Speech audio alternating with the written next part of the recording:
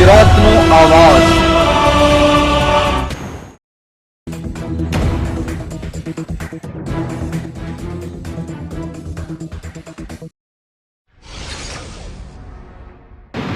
રાજકોટ જિલ્લાના જામકંડોળાની દૂધીવદર ગામ નજીક આવેલ ફોફર ડેમ ઓવરફ્લો થતા ફોફર ડેમનો કોઝવે પાણીમાં ગરકાવ।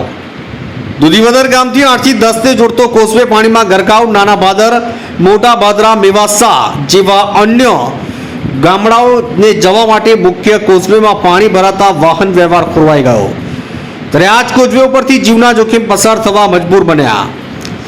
જામકંડોળા ઉપરવાસમાં ધોધમાર વરસાદ પડતા ફોફર ડેમ 100% ભરાયો, જેને કારણે કોઝવે ઉપરથી પાણી નીકળતા વાહન વ્યવહારને ભારે અસર જોવા મળી।